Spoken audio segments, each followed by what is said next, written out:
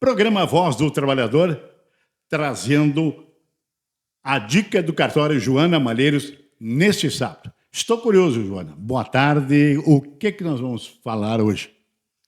Boa tarde, Paulo. Boa tarde a todos os ouvintes que nos acompanham. Nós iremos abordar hoje alguns aspectos referentes ao casamento civil, Paulo. Porque estamos recebendo inúmeras solicitações de informações sobre como fazer para contrair casamento.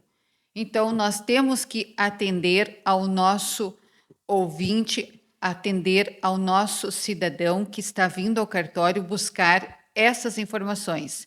E nós iniciamos o ano falando em sonhos, em planejamento, em organização. E o casamento também é uma forma das pessoas se organizarem para viver em família, constituírem uma família no decorrer do ano de 2024.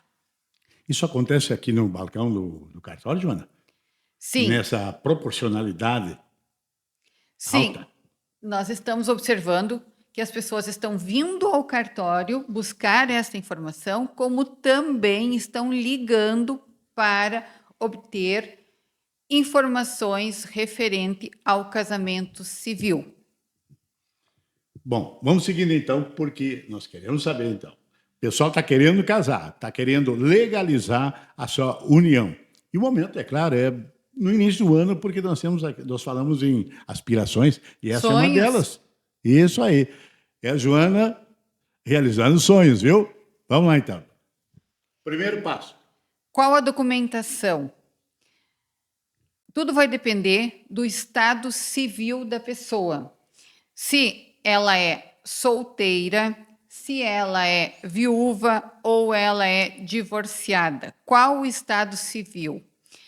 Porque, conforme for o estado civil, temos que ter a certidão atualizada correspondente. Se a pessoa for solteira, terá que apresentar a certidão de nascimento atualizada. Se ela for divorciada, a certidão de casamento com averbação do divórcio. Se ela é viúva, a certidão de casamento com anotação do óbito. Ressalvando que as pessoas que vivem, Paulo, no estado civil de divorciadas ou de viúvas, elas terão que comprovar, entendo, bens do matrimônio anterior, do casamento anterior, que foi feita a partilha de bens, que os bens foram partilhados. Por quê? Porque se não fizerem a comprovação da partilha dos bens, elas não poderão escolher o regime que melhor se adeque às necessidades E dela. que ninguém perca também, né, Joana? Quando tu não tens aí a possibilidade de fazer a partilha dos bens antes deste casamento, ele tem uma regra que é taxativa. Se a pessoa não fizer a partilha, sou divorciada, quero contrair segundas núpcias, eu não fiz a partilha, eu vou poder casar? Sim, eu posso casar, só que o regime imposto vai ser o da separação obrigatória de bens.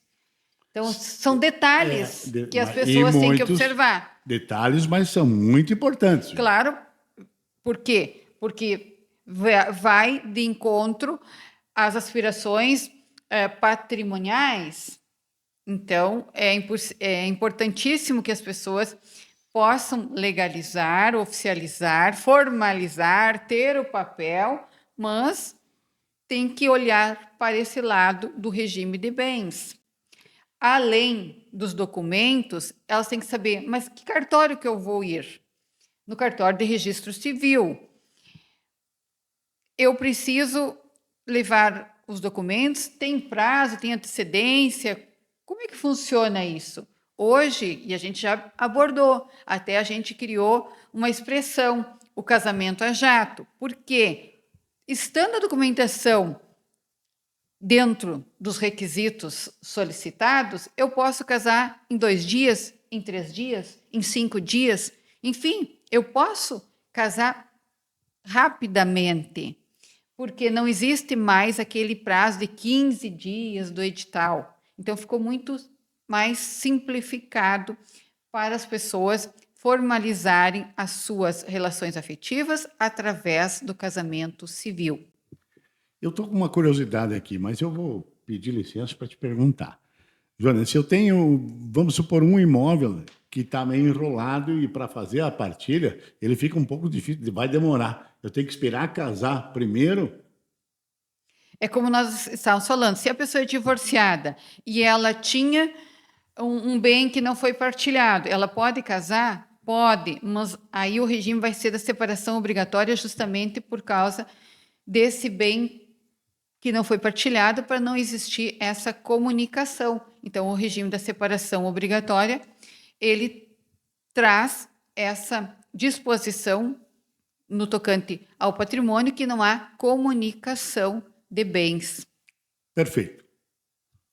E essa habilitação, as pessoas vindo ao cartório, trazendo os documentos, se habilitando, essa habilitação, ela tem uma validade de 90 dias.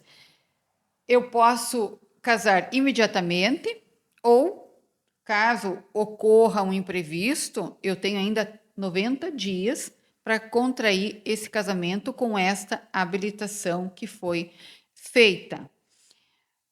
Mas, quando as pessoas vêm para se habilitar, hoje elas podem escolher se elas vão ficar com o mesmo nome, se elas vão acrescentar o sobrenome do outro. Então, a lei faculta qualquer um deles que estão se habilitando poderão contrair, acrescer ao seu o sobrenome do outro ou permanecer com o nome sem qualquer alteração. Por quê, Paulo? O que vai dar o status civil de casado é a certidão de casamento e não é o nome que vai acrescentar ao seu ou não.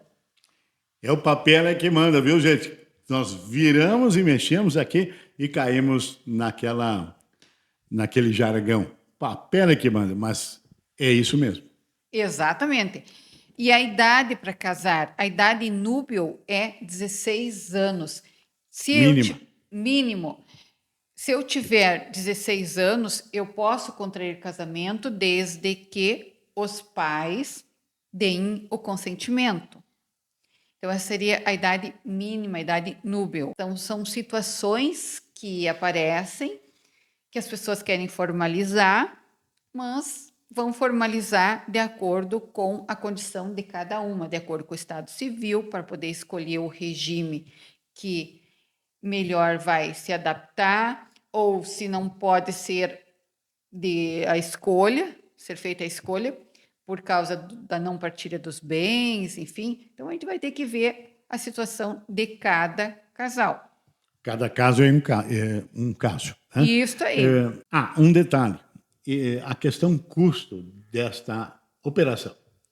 As pessoas, se casar no cartório, elas vão casar com um valor menor. Se elas casarem a domicílio, vai ser outro valor, conforme for o horário. Então, assim, depende de cada situação.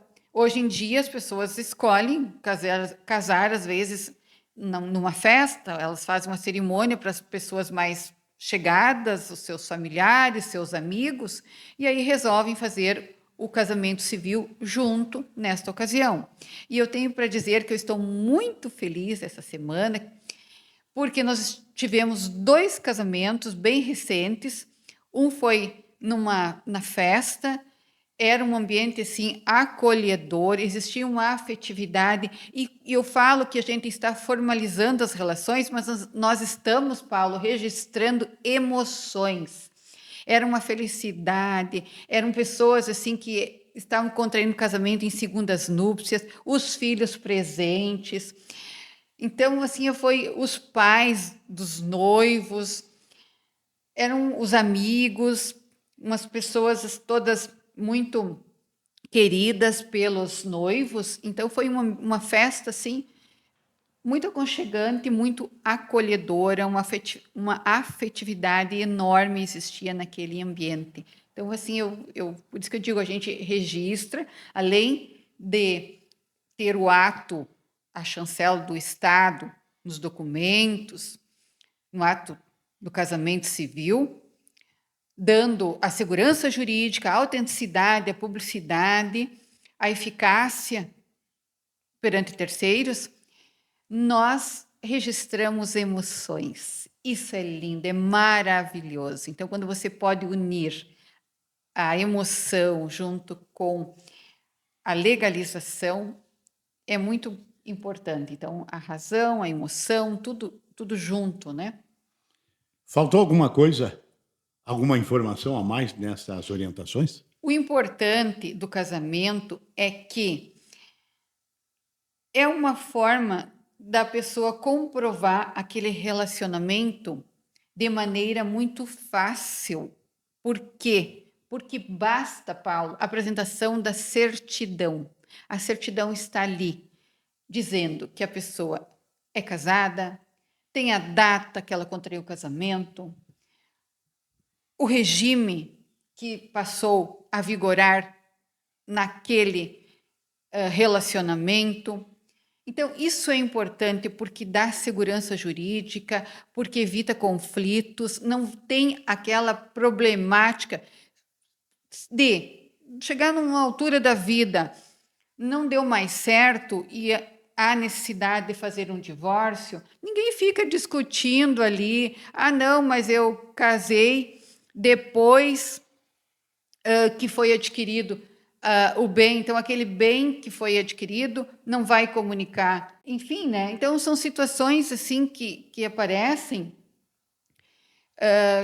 com referência muito presente o patrimônio. Então a data está firmada ali, o bem foi adquirido depois de casados, então conforme o regime ele vai comunicar, esse bem foi adquirido antes de nós casarmos, então esse bem não irá comunicar conforme for o regime. A importância que é a chancela do Estado para fins de firmar data, firmar regime de bens, para evitar conflitos futuros. Mesmo num caso de divórcio, então fica estabelecido ali a data para que as pessoas possam ter a partilha dos bens que foram adquiridos posteriormente, conforme for o regime, ou se casaram por um regime que não há comunicação, então partilhado está, né? Todos os bens que foram adquiridos, mas daí de forma individual. Então, isso é importante nós frisarmos aqui. Bom, me resta agradecer a dica, a informação, a dica do cartório Joana Malheiros de todos os sábados. Sempre no sábado nós temos aqui a informação. Você pode buscar também nas redes sociais da Joana, do sindicato, orientações. Sempre uma informação que pode mudar a sua vida. Joana, um abraço, uma boa semana. Da mesma forma, um abraço a você, Paulo, uma boa semana a todos os ouvintes que nos acompanham, que estão sempre ouvindo o programa A Voz do Trabalhador, as dicas do cartório, e fico muito feliz assim que essa semana também nós recebemos muitas pessoas do nosso interior que vieram para a cidade, vieram no cartório. Então, um grande abraço a todos e que, quando precisarem buscar informações no tocante a atos da vida civil, que se dirijam ao cartório, que serão muito bem recebidos e nós estaremos dando as informações pertinentes. Um grande abraço a todos.